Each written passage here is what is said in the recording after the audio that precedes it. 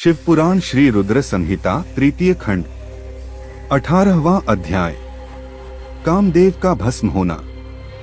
ब्रह्मा जी बोले, हे मुनि नारद, कामदेव अपनी पत्नी रति और वसंत ऋतु को अपने साथ लेकर हिमालय पर्वत पर पहुँचे, जहाँ त्रिलोकीनाथ भगवान शिव शंकर तपस्या में मग्न बैठे थे।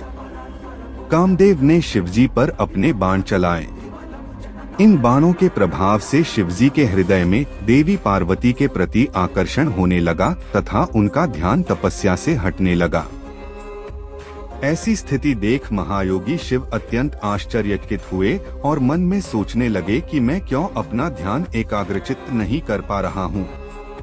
मेरी तपस्या में यह कैसा विघ्न आ रहा है। अपने मन में यह सोचकर भगवान शिव इधर उधर चारों ओर देखने लगे। जब महादेव जी की दृष्टि दिशाओं पर पड़ी तो वे भी डर के मारे कांपने लगी। तभी भगवान शिव की दृष्टि सामने छिपे हुए कामदेव पर पड़ी। उस समय काम पुनः बाण छोड़ने वाले थे। उन्हें देखते ही शिवजी को बहुत क्रोध आ गया। इतने में काम ने अपना बाण छोड़ दिया, परंतु क्रोधित हुए शिवजी पर उसका कोई प्रभाव नहीं हो सका। वह बाण शिवजी के पास आते ही शांत हो गया। तब अपने बाण को बेकार हुआ देख कामदेव डर से कांपने लगे और इंद्र आदि देवताओं को याद करने लगे। सभी देवतागण वहां आ पहुँचे और महादेव जी को प्रणाम करके उनकी भक्तिभाव से स्तुति करने लगे।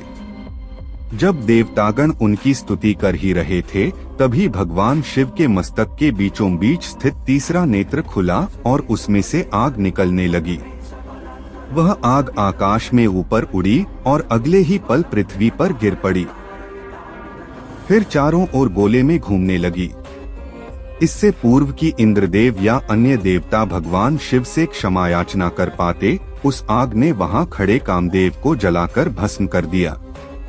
कामदेव के मर जाने से देवताओं को बड़ी निराशा व दुख हुआ। वे यह देखकर बड़े व्याकुल हो गए कि काम उनकी वजह से ही शिवजी के क्रोध का भागी बना। कामदेव के अग्नि में जलने का दृश्य देखकर वहां उपस्थित देवी पार्वती और उनकी सखियां भी अत्यंत भयभीत हो गईं। उनका शरीर जड़ हो गया, जैसे शरीर का खून सफेद हो गया हो। पार्वती अपनी सखियों के साथ तुरंत अपने घर की ओर चली गईं। कामदेव की पत्नी रति तो मूर्छित होकर गिर पड़ी। मूर्छा टूटने पर वह जोर जोर से विलाप करने लगी, अब मैं क्या करूं? कहां जाऊं? देवताओं ने मेरे साथ बहुत बुरा किया, जो मेरे पति को यहाँ भेजकर शिवजी के क्रोध की अग्नि में भस्म करा दिया। हे स्वामी, हे प्राणप्रिय, ये आपको क्या हो गया?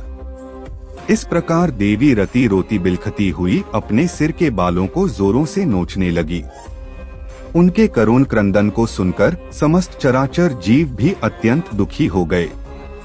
तत्पश्चात इंद्र आदि देवता वहां देवी रति को धैर्य देते हुए उन्हें समझाने लगे।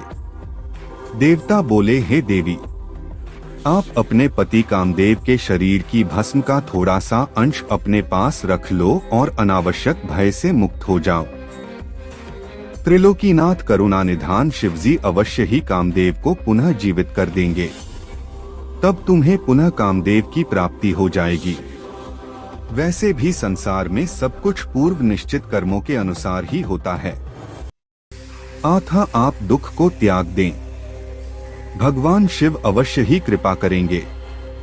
इस प्रकार देवी रति को अनेक आश्वासन देकर सभी देवता शिवजी के पास गए और उन्हें प्रणाम करते हुए कहने लगे, हे भक्तवत्सल, हे त्रिलोकीनाथ, भगवान आप कामदेव के ऊपर किए अपने क्रोध पर पुनः विचार अवश्य करिए।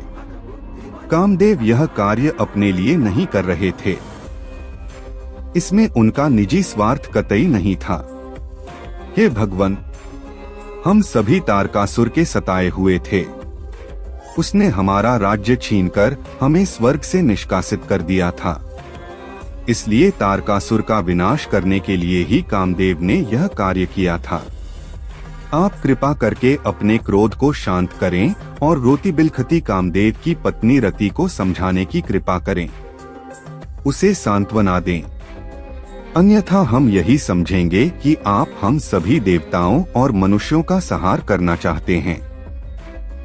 हे प्रभु, कृपा कर रति का शोक दूर करें। तब सदाशिव बोले, हे देवगणों, हे ऋषियों, मेरे क्रोध के कारण मैंने कामदेव को अपने तीसरे नेत्र से भस्म कर दिया है। जो कुछ हो गया है उसको अब बदला नहीं जा सकता, परंतु कामदेव का पुनर्जन्म अवश्य होगा।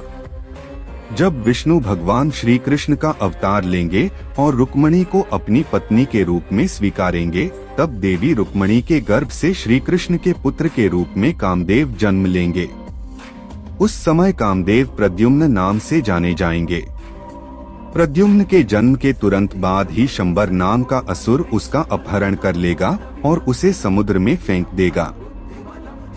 रति, तब तक तुम्हें शंबर के नगर में ही निवास करना होगा।